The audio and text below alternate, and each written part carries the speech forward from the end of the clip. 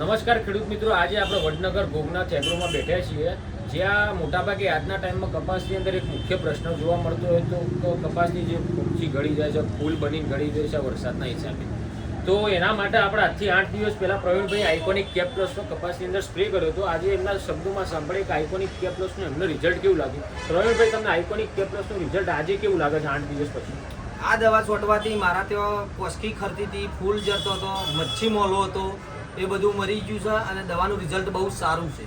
બરાબર. અને હું તો એમ જ માનું છું કે દવા વાપરવી તો આજ વાપરવી. બરાબર. ફૂલ ઘરતો હોય એના માટે આજ વપરાય, આજ વપરાય. કોસકી ફૂલ ઘરતો હોય એના માટે આજ દવા વપરાય. બરાબર. આપણી સાથે ગોગનાથ એગ્રોના હિરેનભાઈ છે.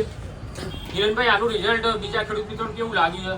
આનું રિઝલ્ટ આપણે જે ફૂલ કરવા માટે બીજા 4 થી 5 ખેડૂતોને આપ્યું છે, એ દરેક ખેડૂત મિત્રોનું રિઝલ્ટ ઘણું સારું છે એવું કહેવું છે. તો ખેડૂતભાઈ, વધારે જાણકારી જોઈતી હોય તો અમારો સંપર્ક કરી શકો છો અને વડનગરની અંદર ગોગનાથ એગ્રોનો પણ તમે સંપર્ક કરી શકો છો. ધન્યવાદ.